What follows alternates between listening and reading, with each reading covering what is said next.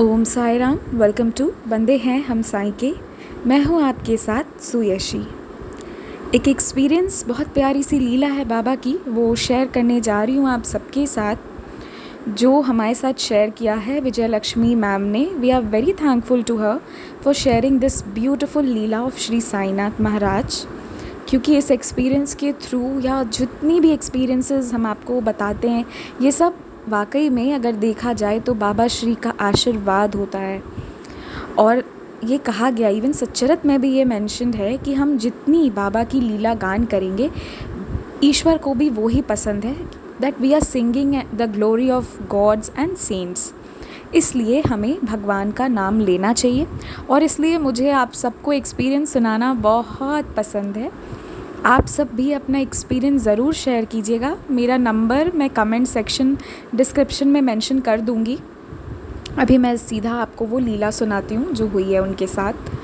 तो ऐसा हुआ था कि अभी से बहुत टाइम पहले, वो कहती हैं कि when I was nearly 38 years old, तो उस वक्त ऐसा हुआ जब वो 38 ईयर्स की थी, तब की बात है, मतलब थोड़ी पहले की बात है, कि उनकी जो डॉटर हैं वो 12th का एग्ज़ाम, ऑब्वियसली वो 12th बोर्ड्स था उनका, उन्होंने वो एग्ज़ाम दिया एंड वो बाद में after engineering she wanted to be an architecture. वो ना आर्किटेक्चर एक समझाऊँ आपको तो वो एक कोर्स होता है, तो वो आर्किटेक्ट बनना चाहती थी।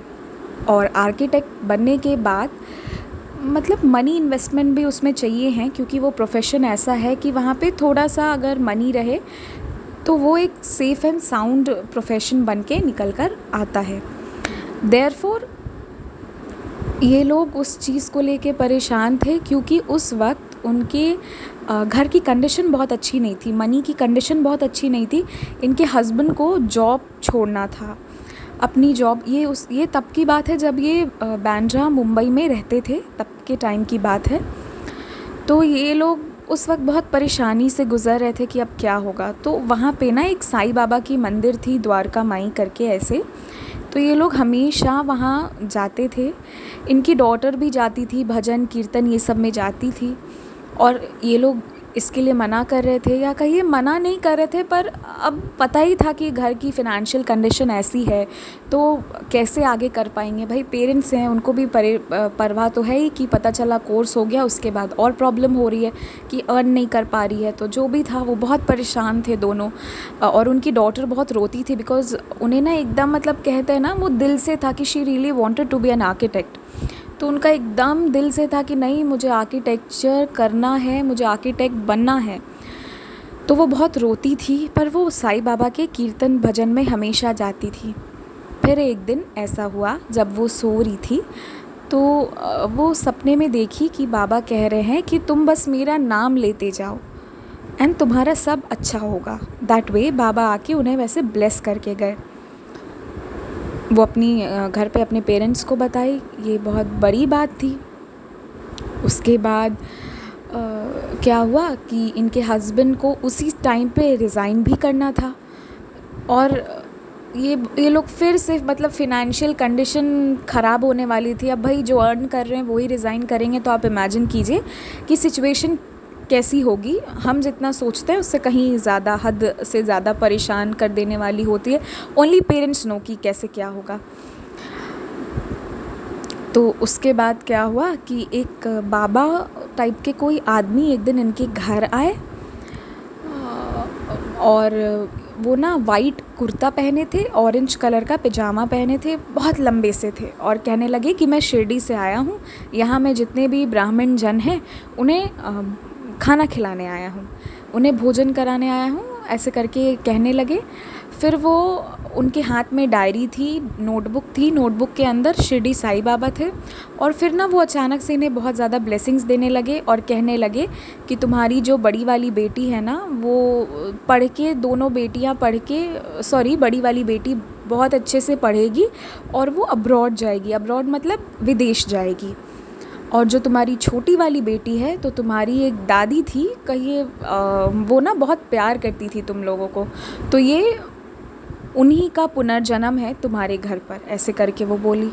वो बोले इन लोगों को, और वो ये भी बोले कि तुम्हारे हस्बैंड जो हैं 1 साल के लिए तुम लोगों से दूर रहेंगे और फिर उनकी जॉब बहुत अच्छी हो जाएगी यहीं मुंबई में, ऐसा वो बोले।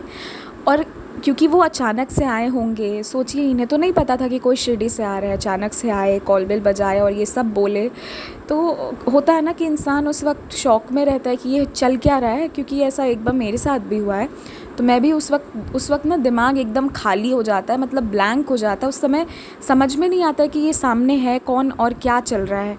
हम बस कुछ रिएक्ट नहीं कर पाते हैं, दिमाग काम नहीं कर पाता है। तो ये सब चीज़ें हुई, फिर वो चले गए। तो वो गए ना, तो ये फिर इन्हें रियलाइज़ हुआ कि कहीं ये बाबा तो नहीं है। तो नहीं, ये भागी भागी अपनी बालकनी में गई। फिर बहुत देर वेट करती रही, पर कोई बिल्डिंग से बाहर निकला ही नहीं। इनफैक्ट कोई था ही नहीं जो आया, तो कोई निकलेगा, मतलब कोई था ही नहीं तो कैसे होता, मतलब वो खुद बाबा ही आए थे इनके पास, क्योंकि कोई बिल्डिंग से बाहर गया ही नहीं। तो ये समझ गई, और वो एक बहुत अच्छी बात कह के गए थे कि 1995 में मैं तुम्हारे पास आऊँगा, हम लोग खाना भी खाएंगे और अच्छा टाइम स्पेंड करेंगे। तो ये लोग बहुत खुश भी थे, और वो एक बात इनको इंस्ट्रक्ट करके गए थे कि 18 मार्च के पहले अपने हस्बैंड को जाने मत देना। ये अपने हस्बैंड को बताई, और 18 मार्च के पहले वो नहीं गए। और उसके बाद जब वो गए तो सच में 1 साल के बाद आए, तो उनकी जॉब बहुत सेफ़ एंड साउंड हो गई, और फिर इनका बहुत अच्छा हो गया, सब कुछ बहुत अच्छा हो गया जैसा वो बोल के गए थे। और इनकी जो बेटी थी ना, जो 12th बोर्ड में का एग्ज़ाम दी थी, फिर वो अपनी कोर्सेज़ ले रही थी, उनका आर्किटेक्चर में बहुत अच्छे कॉलेज में अंधेरी में ही एडमिशन हुआ, and she is well settled and well placed. हाँ, तो उन्होंने जैसा जैसा कहा सब वैसा होता चला गया।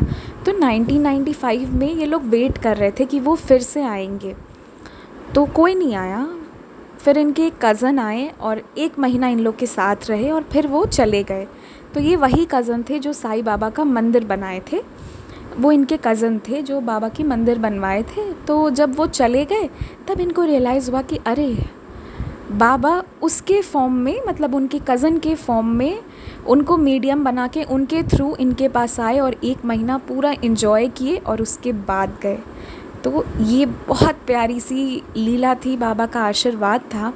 तब से ये मैम जो हैं, ये लोग बाबा को पहले भी मानते थे, और भरोसा और विश्वास और प्यार हो गया बाबा के लिए। तो ये एक्सपीरियंस था।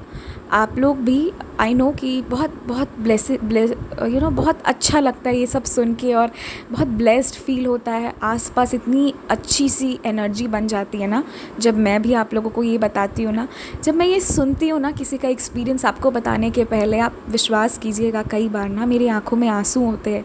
It was so beautiful. और आप सबसे रिक्वेस्ट है कि आप लोग ना प्रेयर करते रहिए।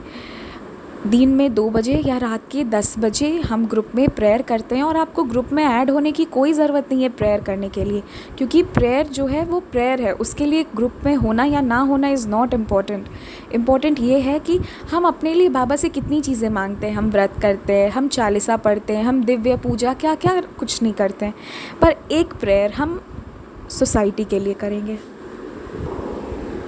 तो आई होप आप सब भी प्रेयर्स करेंगे, और आप अपना एक्सपीरियंस हमारे साथ शेयर कर सकते हैं। मेरा नंबर डिस्क्रिप्शन में और कमेंट सेक्शन में पिन रहेगा।